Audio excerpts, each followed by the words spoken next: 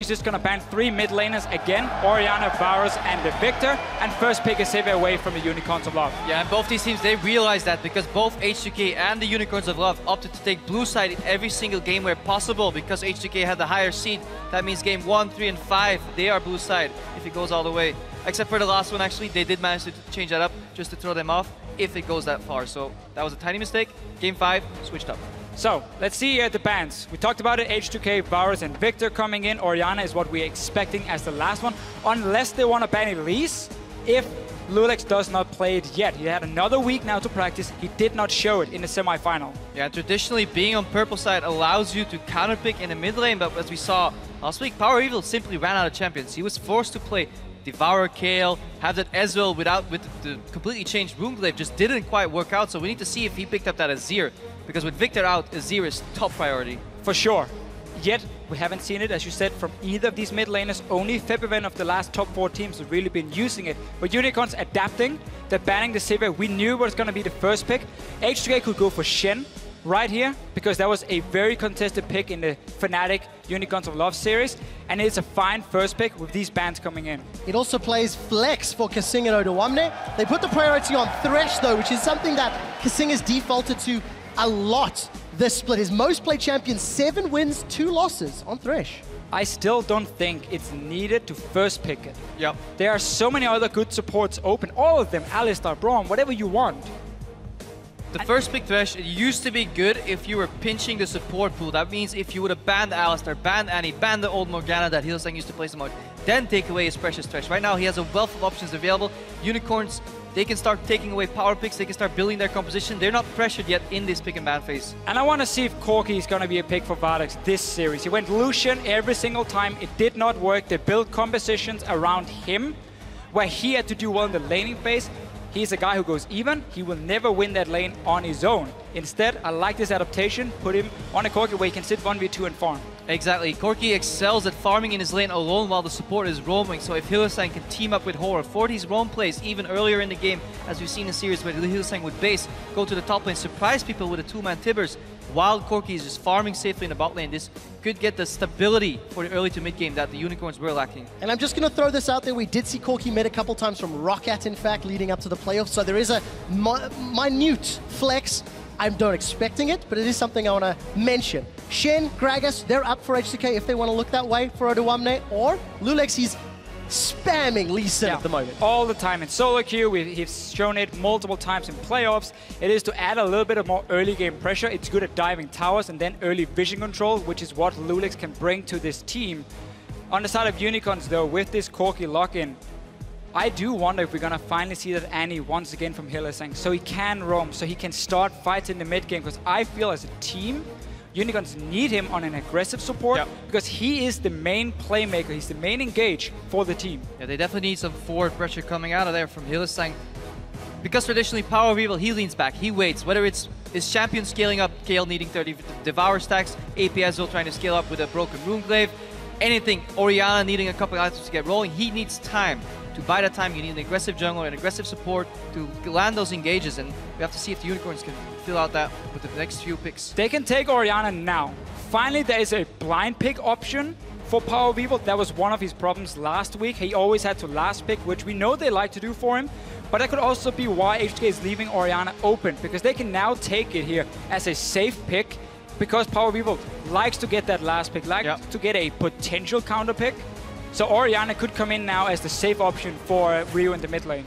Hylissang's going to get the champion that really made him famous in the spring split. Been banned 15 times here in summer. Did lock in that Morgana. One thing I do want to highlight very quickly, H2K are sticking to their traditional style, putting a late game scaling AD carry on Hjarnan and relying on him. If they go for that Orianna, it's going to that very traditional H2K of playing the game. You want to see if H2K can lock in Azir here potentially, and then just play a peeling tank top, and then you have so much control with very high damage threats coming out there, and then you have the early game sorted with the Lee Sin and the Thresh. Azir, Orianna, these safe picks. Lulu is banned from Unicorns, could have been another option for them. But into these tanks top, we have seen Olaf get locked in a few times. They don't have anything to speed him up this time for H2K, so not expecting it. But at the same time, we talk about this Tristana Thresh here. It is still a strong bottom lane in the start. That can get some kills on what Unicorns is bringing to the table. H2K don't opt to go for that style. They're putting on the aggression. They're putting on the heat. They say, okay, aggressive threat in the top lane. Rumble. We have an assassin in the mid lane. Ahri. Even if PowerOfEvil goes for an even lane, I will start roaming. So that pressure on every single lane. And I do like that approach in the first game of best of 5, when you can catch your opponents off guard. They're still getting used to the stage, still getting used to the crowd. And especially if you pick up a couple kills, the whole arena, they will go nuts and they'll support your team. They will. And when you face a slow scaling PowerOfEvil, you have Lee Sin and you have an Ahri. That 2v2 is in your favor almost every single time. So that also shuts down Horo at the same time, at least makes it harder for him to have an impact. That opens up for loulex to get that deep vision, and suddenly you have very, very strong early skirmish for H2K, which is what they like to play around to get that lead. We saw the stats from Stress before, 2,000 goal lead at 20 minutes on average. That's how they win the games. We may actually want to see a lane swap coming out of the Unicorns here. Oi! Finally! Everything changes. Point is gone. From passive mid laner, he finally locks in some aggression because the Unicorns of Love were at risk of getting out 2v2'd in the mid jungle combination and the top lane jungle combination. If that happens, you lose pressure on so many lanes. That gives bot lane a free reign as well, and then it becomes very hard for the Unicorns to do something. So finally, some early pressure from PoE. I feel like we've asked for this pick for such a long time. He was the guy who kept using Syndra and EU LCS. Look back to the spring split. He was winning games for his team on it. He had that very aggressive approach. Now he's going back to it. This matchup here, very, very explosive when you have two, let's call them assassins here, against each other. It can snowball so heavily. So if both junglers meet up there with both mid laners, whoever outplayed the other one might just take over the whole early game.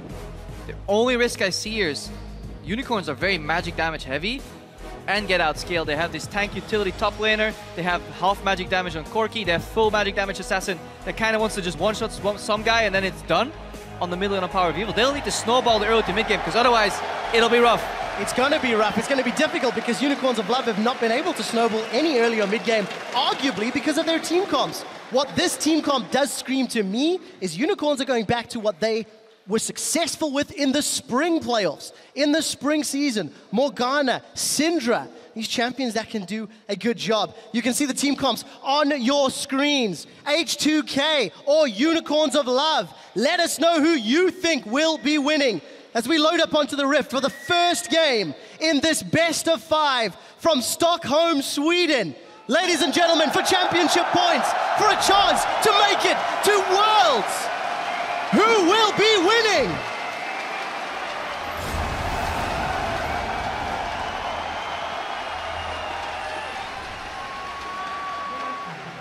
Let's once again look at what Unicorns have changed here. Why it's a good improvement for them as a team. Whenever they would have these slow scaling mid laners, they would fall behind in the early game and would never really be able to return. They would never be able to claw back and win the games here. Syndra changes it. Corki, this is obviously the issue because there is no physical mid laners outside of Varus for PowerOfEvil, so you have these very magic focused. Also Chachi almost always playing tanks in the top. Yeah, we can finally see some action coming out in the mid lane too. Double ignite, both sides. No cleanse shenanigans, no barriers. Both want to go for that kill. So stack that CC coming up and knock up from Horo. Landed combo with PowerOfEvil's abilities on that Syndra. If not, Lee Sin, some Ahri play there. Some early advantages here for H2K. Get themselves some deep wards, aggressively grouping up, and Unicorns late to react. They're not going to get the same level of vision. So for H2K, a little bit of information extra to play with. Yeah, a little bit weird approach from Unicorns to develop. Normally, unless you're sitting ready in that jungle they're invading as 5-man or 4 members to have a trap, if you see them invade, you just do exactly the same on the other side of the map. You walk into their bottom side jungle, you place a few wards, so you share the information.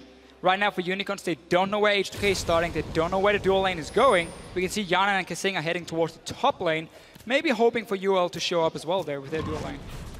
Regardless of why it happened, it ended up happening. Morgana obviously starts Q right now because the Tormented Soul did get nerfed, so less laning power in that regard. Likely see both supports hit level 2 here, take the Grumps respectively and start roaming immediately. AD carries go solo into lanes if the teams figure that out. KaSing, he's finishing up that Grump. He'll be level 2, so expect even more action around the mid lane potentially.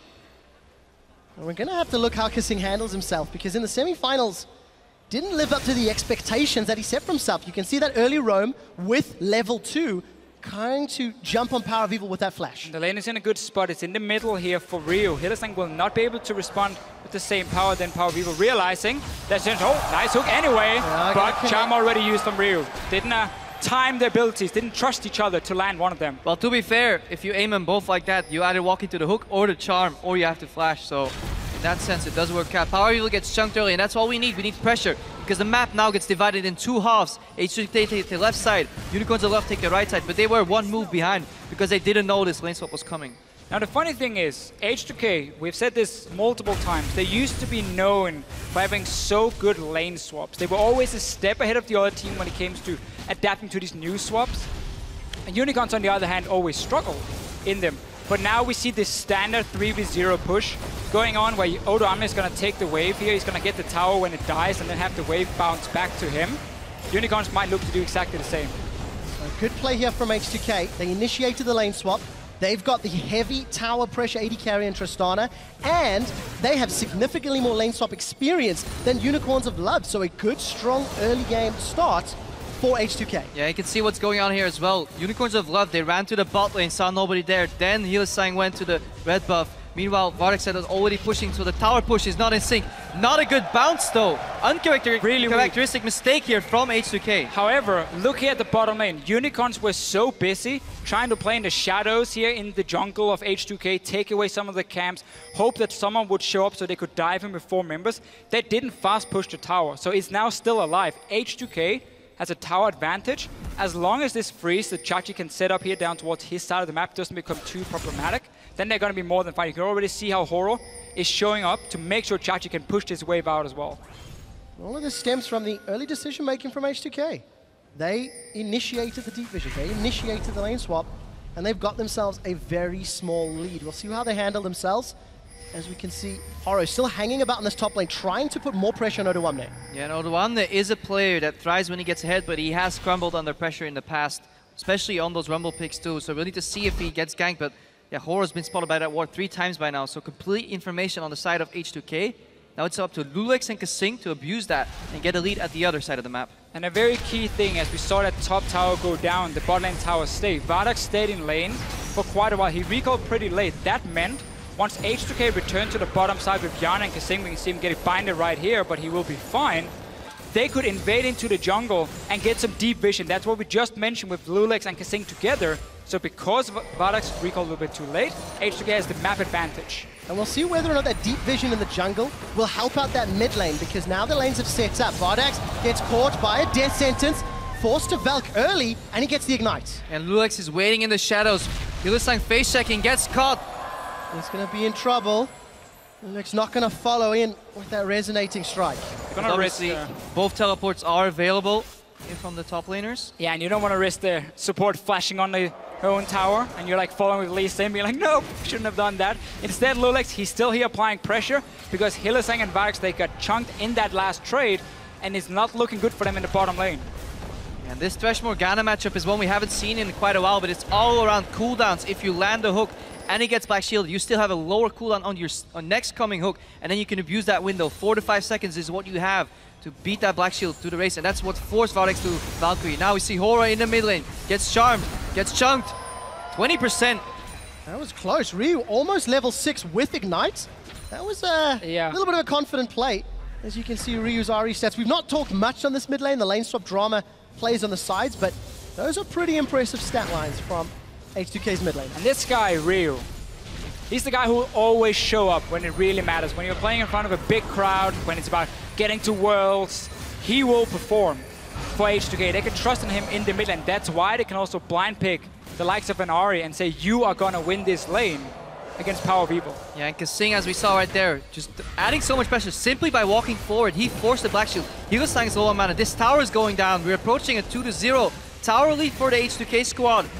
And they're comfortably trading. They're ahead in this bot lane right now. Ryu's comfortably in the mid lane. If Odoamne can keep his cool in the top lane, H2K are poised to take a very big step towards winning game 1. And this is what happens when you make a mistake in these lane swaps early on. It can so quickly snowball out of control because it's small advantages. They just jump on top of each other and it becomes more and more and more. Now, not enough gold for BF Sword, so Vardags is staying in lane to try and farm it up. Otherwise, he would have to go for like an average blade, which is not ideal for him. on Tristana. So let's see if he takes one more wave and then goes back for the BF. And we see loulex approaching his own blue buff. Set a map. He's already 3/4 of a level ahead of his opponent Horo, and we talked about this on the analyst desk as well. Can Horo outclass loulex? Is loulex the weak link? Right now, he has added more pressure, had better map awareness, and just generally did more for his team than Horo has done. All Horo has done this game so far was show mid, get charmed, and fail a gank in top lane. And that's why I really like the change for H2K compared to the Fnatic bans we saw where they targeted 3 mid laners. They left the Orianna open and said, no, we gotta get rid of Elise, we don't want to first pick her for loulex, and we don't want Horo to have that early pressure. Ban it, and instead it becomes an even match here. And because of the failed lane swap, it has allowed H2K to get that map vision. They can even go aggressive now on top. Let's find out. Chachi does get caught by the resonating strike. Odoamne flashes for this. loulex gonna ward hop forward. This could be the first kill in Sweden, and Vizicsacsi is roasted by Odoamne. Such a tough situation as a top laner. Your tower is gone. You have to push out that wave. You cannot just let the rumble sit there and freeze it. And suddenly you're left on your own. Lee Sin shows up and you're dead. And that's the problem for the Unicorns right now. They can't make that same play at the other side of the map because both top lane and bot lane are supported by the tower in their back. If something goes wrong, you just run to your tier 1 tower. Vizicsacsi died at the ruins of his tower. That was the tower they lost first in the lane swap. Lane swap went back to the bottom. Tristana took yet another tower. If they can find an opening in mid, they can get a 3-tower lead somehow. Start pressuring the Unicorns. Getting some good early items now on the side of Odoamne. Blasting one picked up. Can go for the Abyssal Scepter into this very heavy magic damage comp. You mentioned Krepo.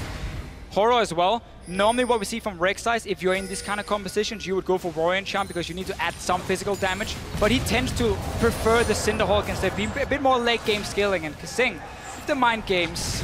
This is not the first time we've seen KaSing throw a fake lantern. It hasn't always worked out for him because when teams do the math, they just chunk him out, but he's feeling confident again, and that's what we need to see when he gets his Thresh. Because they first picked this champion, they have to make it work. Working in favor of H2K. We mentioned how they've got more experience in lane swaps. They average around 800 gold after 10 minutes. They're near at 2,000 gold thanks to the kill, thanks to the towers. It's gonna lead to these item advantages. We need to see how Odoamne handles himself. Fans, however, always on the side of Unicorns of Love. Even though. But they're playing from behind. Yeah, very, very close. And Unicorns do have some decent pink wards at least being set up here, but it's just a matter of time before H2K realize, okay, let's start clearing out the river here. The one you see above the mid lane near the Baron has been there for quite some minutes. And I would like to see H2K just say, okay, now we take over the map completely. We don't even allow you to have any vision in the river, because that is the way for Unicorns to start creating picks with this Morgana binding into Syndra. Massive amount of nuke, of course. Back all the way in Spring Split, when Hylissang locked in that Morgana, the strength of it was that he and Vardags together could get some kills in lane with that famous Morgana Jinx combo, then started the roam and the snowball. Right now, he didn't get anything in the early game. That makes his roams incredibly telegraphed. He's not finding any openings, especially not alone. He will need Horo to join up with him, but then the 2v2 is just so much weaker because loulex is just out-leveling Horo right now. And I think it's also worth saying that it was Jinx Morgana they used so often. Both champions have been nerfed since spring. The adaptation this time around was taking the Corki pick, but also Morgana maybe picked more into the Thresh, or just for the pick potential with the Syndra. So far, not enough. Yeah, due to the Tormented Soil nerfs, as we see H2K not only get 2 towers, they pick up a dragon. They did that because they just didn't have enough pressure in the laning phase in the bot lane, because Tormented Soil was nerfed on Morgana. That loses her trade potential, especially with the AD carry. All she then has is binds and Black Shield, but that is a defensive approach. What we want to see from the Unicorns is a more aggressive approach. Go out for the spin cord. Hook goes on PowerOfEvil charm. Oh, that's into a 3-man play almost. The box is down, but there was no more support. But again, this is why they wanted that Morgana pick. The Black Shield coming in, blocking the charm, allowing PowerOfEvil to flash away and then pull KaSing with him and just blow him up. But yeah, let's be fair, that was a bit too trigger happy on KaSing's side. He could have seen that that was coming. He had that ward out there, that gets swept. So a little trigger happy. He's playing aggressive. Unicorns could punish. A little more of this if they want to close this 2,000 gold lead already at the 12-minute mark. For Unicorns, they're still looking to secure their first tower. Chachi's playing it a lot safer since he's given up that kill in the top lane. And PowerOfEvil's got himself an assist on the board, but he's down 20 CS thanks to the pressure that Ryu's putting down. Yeah, because Unicorns of Love has struggled so much with also the jungle pressure, or we can talk about the vision pressure coming in from H2K and losing these 2 towers. They haven't been able to push any lanes on their own. There's no lane where they're winning, which means if they're gonna start taking down towers, they will have to rely on creating a pick first and then use that numbers advantage to move down into the mid tower or the top tower, whatever it is, and start getting some global gold. Otherwise, if it keeps being standard lanes, H2K fine farming. Odoamne is overextending the way too much. Well, it's going to put down the equalizer. I think this will be a kill. Dredgeline holds him in place for a few seconds longer, but there's enough support. Odoamne, he just waltzes away. 2 guys on the way from the mid lane. On the side of H2K, Lansom was nearby, and also the Cinderhawk on the Horo didn't have that early damage. Didn't want to chase it either. So smart from Unicorns not chasing it. Sad for them, they couldn't get the kill. And Deficio, loulex, the opposite numbers, gone for that sidestone, gone for the warrior enchant. And he's got himself at least an assist on the board, but we'll need to see if he can keep finding those picks, which is what the H2K comp really wants to do a lot. That is what we see from loulex mainly. It has been a problem for H2K. Synergy between loulex and the rest of the team. Vardags getting Hjarnan. Hjarnan's in trouble. Ryu wants to try turn this around. Hjarnan, he's gone alive. He gets dangerous game. It's a bait. Hjarnan with the calculations, jumps in, realizes that he's outnumbered, but H2K quick to follow up. Oh, Hylissang. Oh. Oh! A very interesting play. It's where you have, as a Thresh player, you have to wait for your AD carry to click the lantern, then you proc the hook. Basically trading places right there. Hjarnan going aggressive. H2K so far, a lot of aggression coming out. Always spam ping on that lantern in solo QB. Come on, please click it. I want to make the big play. Not gonna happen though. Ryu with the quick follow-up, because he has all this pressure in the mid lane, he's always ready to move first. Especially once those abilities go on cooldown. PoE uses the ulti, Ryu 20%, but not really much follow-up. So Ryu decided to stick to the Morello Nomicon. Didn't go for any Athenes early on because he wants to try and match some of the damage coming in. Syndra as a champion though, have been one of those that can force you to build a lot more defensive early on because of that burst we just saw here from PowerOfEvil. Instead, Ryu saying, I'm gonna wait for second item, Abyssal Scepter most likely. Yep. Coming in. Now, 3 members on top side for H2K. Hard to push this tower though. Yeah, because the Unicorns are forced so far back into their defensive positions near their towers, they have to really make those couple wards count that they can get out. Chachi placed a ward right there that spotted the enemy support and jungle. That buys him at least 1.5 minutes of time. Then in turn, on the bottom side of the map, now Vardags can aggressively push out that tower because he knows he will only face 1 or 2 members at best. Valkyrie Flash should be enough to disengage that. They finally pick up a tower. Basically just a little bit too greedy roam. PowerOfEvil missing the stun, but now Hylissang is joining. Not going to happen though. Ryu didn't really connect with the charm. But blue is ultimate for that. So that roam top though, from H2K, where it sent KaSing in as well, on a tower that was already, or the minions were already at the tier 2 tower, a little bit optimistic. And once you remove that support, unless you at least gain some deep vision, it's an easy trade for Unicorns to take a tower. And that's one of the ways they can start getting back into this game. Because yes, Unicorns won the early game, but it's by no means over yet. There's enough pick potential on Unicorns to still turn it around.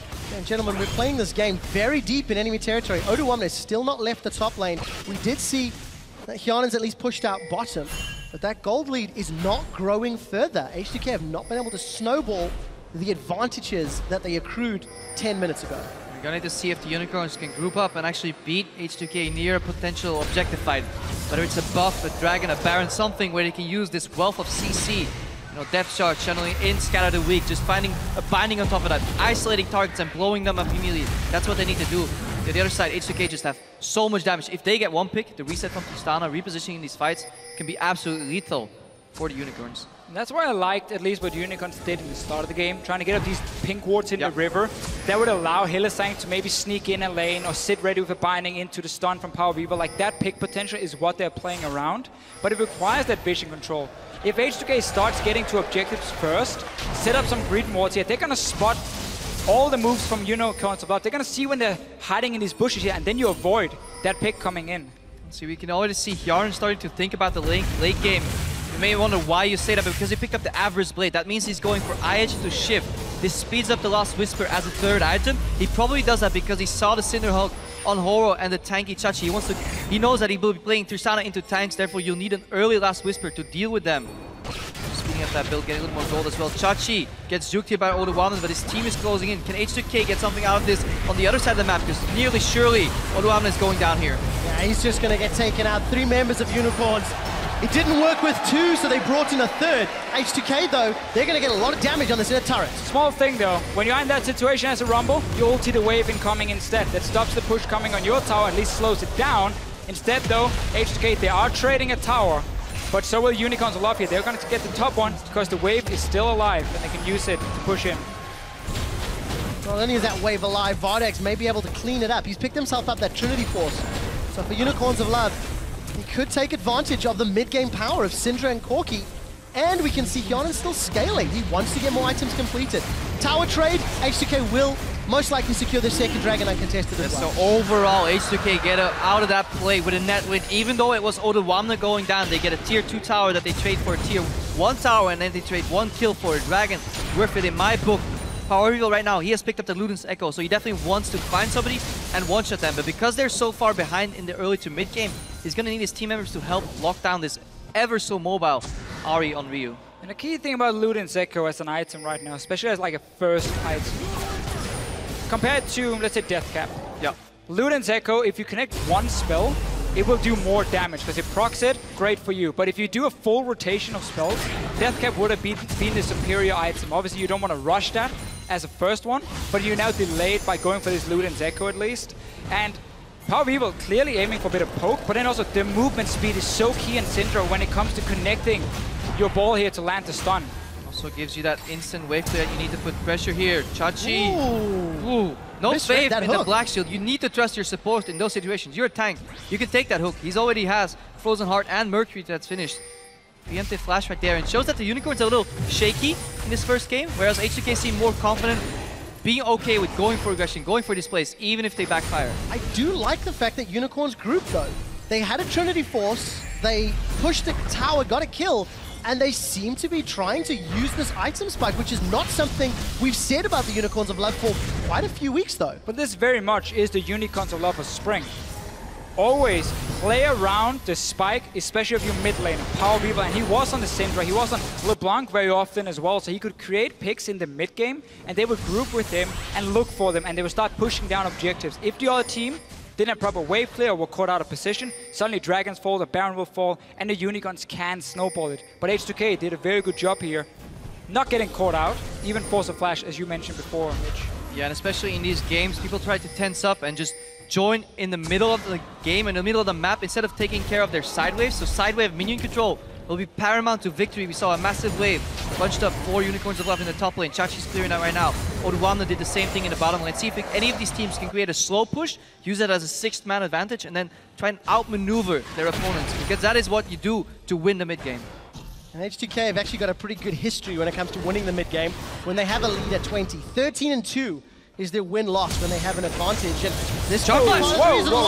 Flash! Vardags is going to flash defensively. Black Shield and heal means he survives. So close for Ryu, but what a move though. Yeah, really aggressive move there coming out of Ryu, and most importantly, this minion wave is alive because PowerOfEvil is nowhere to be found, and traditionally, when PowerOfEvil is nowhere to be found, things get messy. Hylissang gets chunked, tower goes down. It's easily secured by H2K. They extend the gold lead once more. One aggressive play that's well-timed from Ryu nets another objective.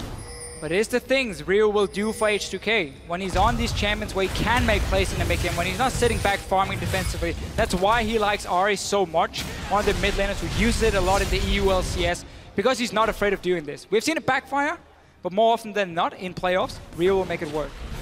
PowerOfEvil rejoins his team in the mid lane. Charm goes wide, photo deception as well. Vizicsacsi as well. Chachi can go in. Not much gonna happen. Tower drop. So this is the reaction play from the Unicorns. But meanwhile in the bot lane, Odoamne is putting pressure. There's a massive wave amassing in the top lane. H2K can go pick that for farm. And meanwhile, Vardags is farming up, and he will, or Hjarnan rather, he will outscale the Corki in the late game, especially with that Tristana. And that's the key thing. Notice how H2K have not decided to go into a 5-on-5 team fight. They haven't said, oh, you're pushing out tower, we're gonna hard engage on you, because you don't want to risk the Syndra, the Corki, the insane mid game they have. Even the Nautilus will still have decent base damage at this point in the game, and because he has these early tanky items, he will be hard to kill. So they're simply saying, we're just gonna play around your 5 versus 5. We're gonna always control the side lanes, we're gonna maximize farm on our carries. They run triple threat obviously with the Rumble in the top lane, so it's very important you can always split up in 1-3-1, clear 1 or 2 waves, and then regroup and be ready to defend if needed. And when it comes to AD carries, Hjarnan is the #1 damage share AD carry in the team. He deals more damage than every other AD carry in his role. H2K lean back into him in his late game all the time. He's just picked up a static shiv. has that eye edge and will start working towards that armor penetration, which he so desperately needs to get to the front line of UOL. And that's one of the key things about Tristana. Her early game, like her laning phase, has become very strong with the E changes that came in. But then once you start getting like one item completed, even 2 items, you become super reliant on your auto attacks. And that's why it becomes very important you get that static shift quickly, the attack speed, the second crit for your Infinity to buff that one up, and as you mentioned, that armor penetration, because you're gonna deal with the front line. And talking about crits, we could also possibly look to see that Harbinger coming in. Also gonna buff up your AD carry in the mid to late game if they want to go that route. I think Harbinger is an incredibly potent item and is just underused in general so far in the LCS. Obviously very new, so teams are still adapting to it. I love Tristana with an IH PD combination if you can get that. However, if you're playing to double tanks that are doing okay in the game, I think it's wise speeding up your build, going for the third item, Lost Whisper, especially if later on gets the Harbinger in there, you can just wreck teamfights on your own. You can tear through these tanks, get the reset, keep going. Unicorns of Love, they'll need to make something of this mid-game spike they're having because they're getting outscaled towards late game. They have a good setup around Dragon now. We talked about this earlier. The pink wards in the bushes near these objectives is the key thing. Problem is H2K are doing the same on the Baron side here. So they're saying if you want to rush a Dragon, we might potentially start that Baron. Otherwise, we want to try and pull you away at least from these pink wards so you can't catch us out. Yeah, but the Unicorns can call their bluff. There's no way a triple threat composition is going to do that Baron with so many people near them because they don't have a tank that can really soak up the damage. If you get caught right there in that Baron pit with triple threat, yes, you have a lot of damage, but you're so low already from the Baron AoE, you can get blown up, especially by a Syndra. It's like shooting fish in a barrel. It's simply just trying to pull Unicorns away from this Dragon here, because look here, we got a pink ward in this small bush in the river, we have one up there near the mid lane. So there's so many ways for Hylissang to hide. You can see him already up in this small bush just on top of your screen, ready to say, anyone gonna face check? Here's a binding in your face, and then PowerOfEvil is gonna destroy you. So H2K were unable to pull UOL away from the Dragon. Unicorn secure their first. What they do trade, a lot of farm for Hjarnan in the bottom lane, and tower pressure up top. Ryu, he's gonna get stunned! Unleash power of evil gets the kill! Greedy setup here for H2K by sending Hjarnan to that bottom side and clear the wave while all the 4 members went top, and now KaSing also caught behind the enemy line. Hook on hook, this is dirty! KaSing gets killed by PowerOfEvil! And this is definitely H2K wanting too much, and Unicorns using that wave that we talked about earlier in the bot lane. Massive bot wave coming out of there, so who had to clean that? Hjarnan, that is one of the 3 carries. H2K in reaction to that Dragon, they ping top tower to say we're going for that tower. But instead, they want to get fights in the jungle too. That is too much to do at once, and they find themselves picked off. This results in a Baron. And I want to talk about H2K being not on the same page. It's what we saw from them in the semi-finals, and now 3 members have to try and interrupt this Baron. Unicorns not losing a lot of HP. That's a defensive flash. Odoamne gets caught. He gets bound. He gets stunned. He doesn't even equalizer. And this may be Baron. Or not, they're backing away. Took quite a lot of damage on the side of Unicorns of Love. Got another pick for it, so they're trying to even out the gold. But H2K cannot be so greedy against the pick potential of Unicorns. This is just Chachi flashing out, saying, you know what, Chachi, or Odoamne, I'm gonna get an easy kill on you. Yeah, but it's fine, I think, on the side for H2K. They're fine trading 1 member for sure, not having to sure. face like that Baron. Because loulex was actually positioning very well. He always had the threat of being able to connect the Q on the Baron. If he doesn't even connect the Q, it's still a 50-50 smite. The Unicorns don't feel comfortable doing that, so they settle for a single pick. However, I think what we want to highlight, especially in this scenario, is that H2K wanted too many things at once. They used to be this prime strategic team with good ideas of what to do in different stages of the game. Right now, they were pushing out bot, they were invading in the jungle and sieging a tower in top. Doesn't work. But it's the second time this game where they've been trying to split up their own team and get something on every single lane. And it's just so tough to pull off. One misplay, and that guy's caught out. What they could have done instead, if you wanted to clear that wave bot lane, you should teleport. Use Odoamne, have him recall 20 seconds before, because that Dragon was being taken by Unicorns anyway. They knew they couldn't contest it. Send the other 4 guys up top and have your TP bot, so at least you can be 5 versus 5 in case a fight breaks out. And that is obviously H2K saying farm priority number 1 isn't our AD carry hyper-scaling late game champion, sure, but you have to be able to switch that up on the fly when the situation requires it. I do definitely agree that Odoamne should have been there in the bot lane, or H2K should have just yielded the map, say, okay, we value farm over these objectives, we don't need to take the risk because we outscale. But even amidst all of this, we already have a triple item spike on Hjarnan, and he can start doing damage. And that's the key thing, and even though we just criticized H2K for being a little bit too greedy, they are still ahead in gold, 2,000. Right now, 27 minutes, and Unicorns have managed to push a few towers, but they're now once again back in the mid lane. And it's going to be tough pushing out for second one. They are looking for the picks. And for Unicorns, this is a little bit of growth. We didn't get to see much from them in the semifinals. Fnatic really exploited a lot of weaknesses, but for UOL, they're showing a little bit more control. We see a banner command picked up by Hylissang. That might help some of the side lane pressure, but can they use the map play to their advantage? I definitely think the Unicorns will need that side lane pressure, because as we see how this game is turning out to be, PowerOfEvil is speccing into an Abyssal second after Ludens, so he's taking the defensive approach while his team is already very heavily specced into magic damage and behind in the early to mid game. We see very defensive builds come out of the jungler and the top laner do. The Unicorns are going to run out of damage unless they start rotating and outplaying H2K on the map. You see the same for Vardags as well. Going BT, it looks second item for him. So basically you have the route. If you're against tanks, go play the Rune King second on a Corki. If you're against squishies, you want to deal maximum damage, you go Infinity Edge. BT is the defensive option. Unicorns know they're running out of time, and that's why they're looking to force an objective, and they want, once again, Unicorns to face check in towards them. But there's not enough pinks being set up around it, at least, to force that. And these type of panic barons, we've talked about this before in the past, they're just a symptom of a poor shot calling team that is just not on the same page.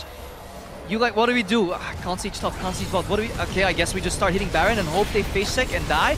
But H2K is smart enough of a team to avoid that. So now that Baron bait turns into a pick on KaSing though. KaSing is down, the equalizer is out, and this is erupting into a very big fight. It's Unicorns with the first 2 kills. H2K got the tower and are in full retreat. UOL find the picks. We keep highlighting how this composition, one binding from Hylissang, one hook from Vizicsacsi, that's enough to one-shot a target with this Syndra. Still 30 minutes in, there's no locket yet. Now, finally, at least we get some MR coming in from loulex to help his team. Back at Baron, though. And we didn't see the kills from Hylissang in lane because he's making fun for it in the mid-game. Hylissang has had Morgana banned away 15 times this split because he is the Morgana sniper. He's finding pick after pick. And you can also praise, criticize H2K a little bit for not respecting it. But in the end, all that matters is that Unicorns have found multiple picks over time. Find these openings. First Baron bait was 2 force. H2K reacted with a power push. He's not going to kill that one. Touchy with super speed. Catches Odoamne. Let's find out what other CC can connect. Nothing this time. TP to keep the banner empowered minion up. The last time Dragon was around, H2K were unable to defend it, and that started H2K's downfall. UOL have got control. Oh, the Raptor! Flash away! Binding still connects! KaSing's gonna do a defensive play, then he flashes away! Still alive! Hjarnan's got caught by the dredge line! Equalizer's trying to burn the back line, but UOL sidestep! Another dark binding! Vizicsacsi's the tank that UOL need, and he's on the front! Satchel charge is on, it's not gonna be enough to get the kill. That's UOL backing away. Have they lost control of Dragon Pit? H2K are hurting. Doesn't look like you're gonna start it yet. And this game so far has been a series of well-thought-out plays that actually right on paper, but just poorly executed. That Baron bait from Unicorns wasn't the greatest. H2K did the right thing. Okay, you leave mid lane exposed, we start sieging your tower, but H2K get a little greedy. They overstep their boundaries, and then suddenly one of them gets caught. That's fine, you can disengage. But instead of doing that, they try to fight their way out. Just chaos erupts every time, and that is what the Unicorns like. If you start randomly fighting each other, Unicorns tend to thrive and come out ahead.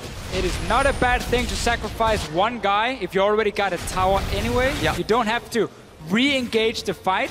H2K, every time they have made a mistake, it's been due to greed. Trying to make 2 plays at the same time. Going in for team fight, they're already lost basically. Unicorns are back at Baron once again. There's a pink in the Baron pit, but we see H2K, they're on their way. Keep your eyes on PowerOfEvil and Hylissang. The double zone control coming out of Dark Binding and the combo for Scatter the Weak. That's what you're looking for. Anything connects and Unicorns are ready to pull that trigger. Charm goes wide, Over Deception, Lee Sin, Resonating Strike, all down right now. Baron is going low. Baron is going low. 3,000 hit points. Wait for it. Stop it. Waiting to stop. Equalizer's coming up. Beautiful. Baron secured by Unicorns. They are in the lead. But Hjarnan's found a kill along with Ryu. Vizicsacsi's in trouble. This is going to cost UOL 3 members. The plan for the Unicorns of Love was not to stay on the Baron, it was to force a pick once again with the binding with the stun from Syndra. So they wanted H2K to move close and then disengage away from that Baron. One shot that one target. Instead, they finished off the Baron because H2K did not pull the trigger, and they were caught in the middle of a Baron pit versus Rumble, Ahri, all that AoE damage. And they trade the Baron for tower and 3 kills. Whether it's worth it or not, we'll have to see once these members with the remaining Baron buffs start re-pushing after this play, so we can't judge it quite yet. But good patience from H2K, and the pressure from loulex is what made that happen, because he was ready to smite steal, connect the Q on the Baron. Everybody was looking at loulex, including all the Unicorns of Love members. Well, including us. Hjarnan and Rio say thank you very much. We'll simply tear apart your squad. Doesn't matter if you get the Baron, we'll kill you all. You have to flash defensively. However, the return play, this is what's happening now. It's always a boomerang. You throw it first, it comes back. Can the Unicorns capitalize? But H2K should be more than happy with taking inhibitor, getting the kills. Unicorns has not been split pushing at all in this game. They've always been grouped. So yes, they do have the buffed up minions. But once again, H2K is looking to fight them. Let's see. Notice the focus on loulex. Chachi's gonna knock him up, and that's when they finish it. But they're now stuck in the pit with so much AoE damage. And that's a positioning mistake. You're fine playing the zoning game in front of the pit at the earlier stage of the Baron fight, but when Baron goes low, what you should do is know what your plan B is if the Baron goes down. Shall we fight or not? In that case, Unicorns of Love could obviously not fight. It would have been better for Vardags and even Hylissang to position at the back of the pit and be ready to escape, cut your losses, sacrifice your support. They do look to make use of that Baron buff, take down a tower, and they need to. They need to get more gold advantage, especially while Odoamne is in the top lane. They need to force something. Tower and the dragon after that push, so we're now even on gold, and Unicorns have to handle those super minions. This is where we start to evaluate that cost reward of losing inhibitor versus securing Baron. Basically, the value of at least the dragon is very, very low right now, because we have 2 dragons for each team, 34 minutes in. It's not gonna be, you know, a 5-dragon race for any of them unless we start going out to like an hour-long games. But the tower, they got good response from Unicorns, and we can see H2K saying we don't want to sit back defensive. So now they are trying to make the counter play and force Unicorns back to defend, and at least just keep them here until Baron is run out. Obviously, the Unicorns are content with dealing with these sieges because everybody's grouped up. It's pretty easy to find them. Tormented soil in the pool. Hylissang did actually not know whether they were in there or not because he didn't have his gold item anymore, I believe, so he can't even get gold ticks, but H2K didn't really take that into account and just move out of the brush. You can see all the pink wards littered around Unicorn's jungle. KaSing has put down 11 pink wards this game versus Hylissang's 2. And you can see the control. It's allowed him to get a death sentence from Hilly, but KaSing has learned to not instantly re-click the Q. When your body is telling you yes, you might want to listen to your mind. Not proc that hook. Noli Syndrome equivalent on that KaSing hook. Mostly very hard to learn. Probably die a couple times in the process, but when you do, you can call yourself a rank 5 Thresh player. Spam that emote, you know, Control 6, taunt your enemies, and take a tower. There's a ban of command on Hylissang.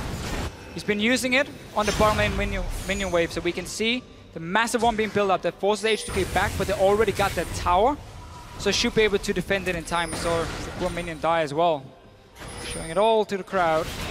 And H2K can happily go back and say, we waited out Baron, we got mid inhibitor for it, it is dead even in gold, 35 minutes in. And we're gonna go back to this dance basically where Unicorns are looking to create that pick with the binding or the stun from PowerOfEvil, and H2K is looking for that more open team fight where nobody dies instantly. The problem for the Unicorns right now is that some of these members from H2K are speccing into the defensive tree. Basically, QSS is finished on Hjarnan. If a binding connects, he can QSS and jump out of that, and that might bait in the Unicorns to commit too much and get basically bait into a trap. So they have to make sure that what target they hit, they can actually kill it. Ryu will likely go for an item later. You might even see Mikhail's Crucible being built on KaSing, but it seems like he was going for the more aggressive approach by starting to build that Harbinger, likely what that Amp Top is going to build into later. And just simply keep buffing up Hjarnan. He can become a one-man carry. He can literally 1v9 once he finishes all his items. Despite the lead that H2K had from the first 15-20 minutes, the moment Unicorns was able to pull some of that chaos that we saw from Spring with the team comp that we're used to seeing in Spring, H2K have lost a little bit of control. They're still trading objectives on opposite sides of the map, but that inhibitor is going to respawn very, very soon in the mid lane for UOL. Gold is even. Another big team fight mistake could cost either team the game this late in. Start seeing again these big items being completed. Death Cap's on ready to fight though instead. Rio is jumping in. Let's see if we can find someone. He will get Hylissang. H2K committed a few ultimates to that. If they can get another tower, it's worth. But the key member is almost gone here. The sniper is away, so suddenly what you gotta look for now is PowerOfEvil. Where is he placing the ball on the ground? Can he kick it in your face? Otherwise, you are free to deal some damage. Instead though, H2K, again, they're playing a bit safe because the objectives are respawning. 1 minute 20 on the Baron. That's going to be the key one to set up vision for. They already got a few good wards around it. Yeah, and obviously we can't know what these teams are thinking shot calling wise, but if you take a look at the minimap, H2K has been pinging a lot this game. So their communication is augmented with these pings. They ping the top lane and say, okay guys, we need to fix this wave, make it into a slow push. They said middle inhibitors spawning, and we can all use all this information to secure these objectives. That's what we're looking for. If you're H2K, you want to make a slow push on the top lane, siege the mid lane, then disappear and just get rid of the vision from Unicorns and force them to face second turn. Because H2K is running a lot of damage. They only have a single tank on loulex, whereas Unicorns, they're playing with a double tank composition, so all the damage is centered around PowerOfEvil and Vardags, and they're simply getting out-itemized magic resistance-wise. And you talk about those objectives they want to set up for Krepo. 50 seconds to Dragon, 30 seconds to Baron. A few wards, but not the greatest from H2K in UOL's territory. 2 Dragons to 2, so Aspect is not on the cards for a long time for either of these teams. And it makes me think Baron's going to be the higher priority. Also the more risky one. Getting a 3rd Dragon at this point in the game is not very important for you. So no, you're not going to see a team trying to sacrifice that for Baron. Again, it requires us to go really long in this game for 5 Dragons. Instead though, both these teams, when it comes to setting up objectives, are not really doing themselves a whole lot of favors when it comes to denying vision. Instead though, Chachi saying, I don't need vision, I'm just gonna flash. Rio's gonna go golden. The death sentence will not be able to do anything thanks to the black shield. Chachi, he got melted because he was focused by all of H2K. Equalizer didn't quite connect. Couple of wards left right there, and most importantly, the Rich Scuttler. So Unicorns are left will know that H2K is doing this. Teleport is available, but look at how quickly that Baron's going down. It's still risky because now it gets a lot easier for Unicorns to land one of these skill shots and then set up that pick. Chachi's back with the home guards. Everyone once again resets, and both teams, as I just said before, not helping themselves when it comes to denying vision, or not upgrading trinkets. Very few pink wards on the map as well. And H2K would very much so prefer that the action would move down on the map so they can make use of this massive top wave slow push that they've been building up. It will take another minute to hit, but they're playing around the Dragon, giving Unicorns easy access to the contested part of the map. So H2K, a bit of a mistake, and KaSing gets caught. Gets caught by a hook, gets caught by a binding, gets killed by PowerOfEvil. The Buster shot held onto there by Hjarnan as Horo was kicked back.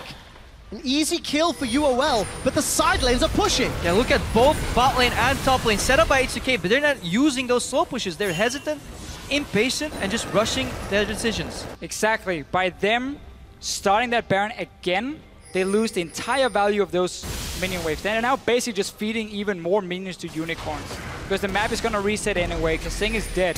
PowerOfEvil get jump on. Oh, Hjarnan, that's very aggressive. Dead. Well, okay. I mean, welcome to late game Tristana. That's your what she one-man does. army, I guess, jumping forward into a Syndra and getting the kill. Even if PoE stun came back up, he could have just QSS'd out of that immediately. Tristana can be played aggressively so well if you make use of that aggressive jump. What you need for that is obviously cojones and some vision control.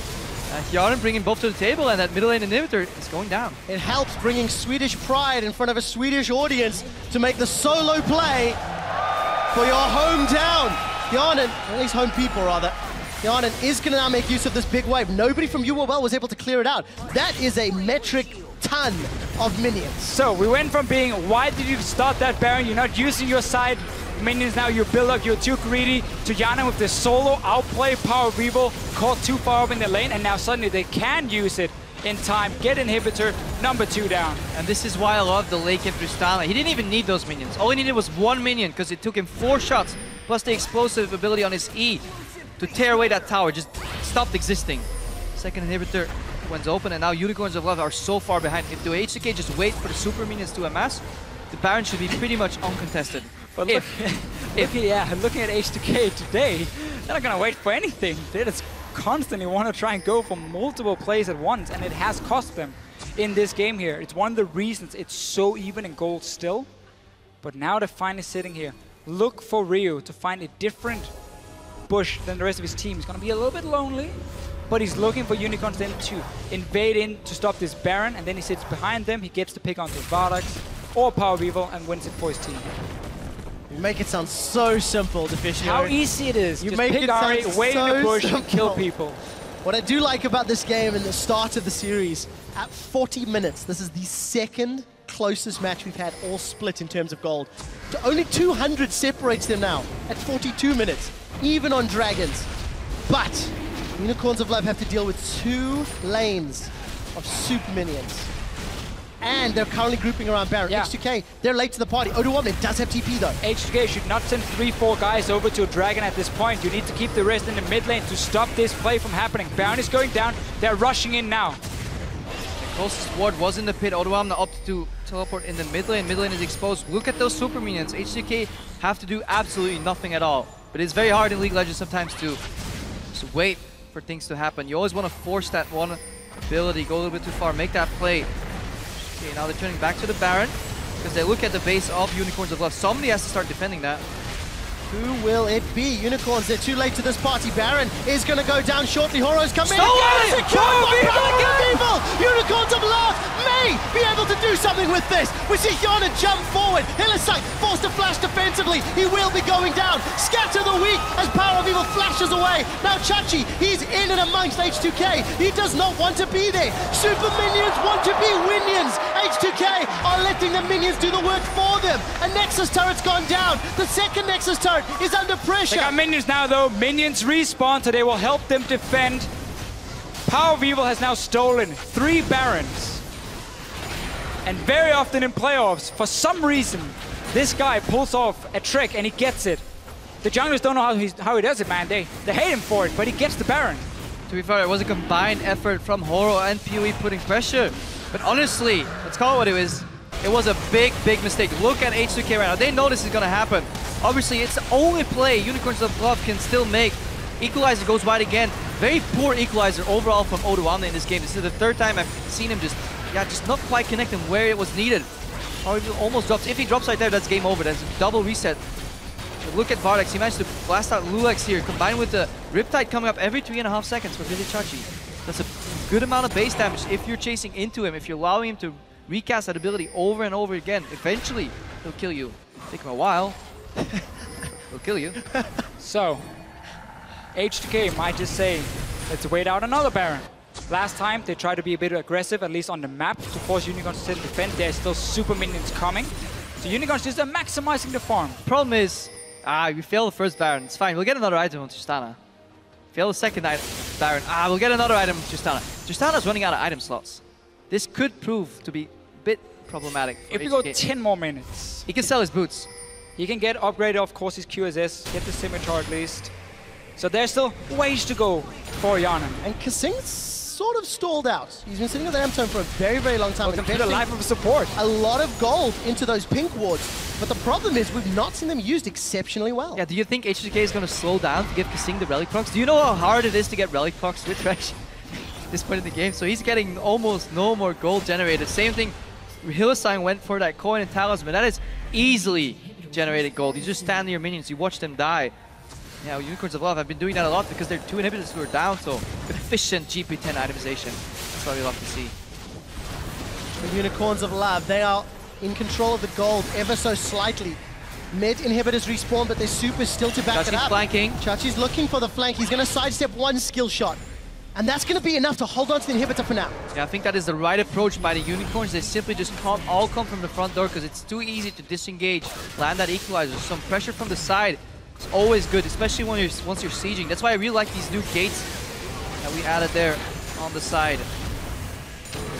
He's constantly, though, looking for Hjarnan. See if he can get at least a knock-up onto him and then allow PowerOfEvil to burst him down before he can even use any of his defensive tools to stay alive, because he is obviously the main carry. There's Hourglass on both Rio and Hjarnan, so they can prevent the one-shot coming. Yeah, but H2K is patiently waiting for that flash on Ryu so he can charm flash. At the same time, the Unicorns, they want the flash on Horo for the knockup. PoE is obviously playing farther back than he would as if he had the flash, so very tempered aggression right now. If this stalls out for a couple more minutes, then we might see an explosive battle once these summer spells come up. Odoamne gets caught. He has Zonias though. He's going to be in a little bit of trouble. Ryu's gone aggressive. He's down! PowerOfEvil! That's the Ahri play Deficio wanted, but it wasn't a death bush. Ryu's going to re-engage with a Spirit Rush. Hjarnan's got meatballs for days. He's going to rocket jump forward. Going to be auto-attacking down. Chachi still alive. Buster Shot and Dragon's Rage knocks him 2 screens away. They will get a kill on Hylissang. They will get another inhibitor. And 5 on 3. They're setting up for another objective. That's the problem. If you try to follow up on a dark banding, but you can't get the target immediately, you get sucked in predictable pathing. That gets you killed because Hjarnan does so much damage. He does, and Chachi is once again going to get away. There's only one Nexus turret remaining. Vardags is the only real wave clear for Unicorns of Love. He's caught by a death sentence, and that will sentence death to UOL in Game 1. 5 members of H2K looking to take down the Mega Tank. They send Chachi to the depths, and they take the Nexus, and Game 1 in our 3rd place decider.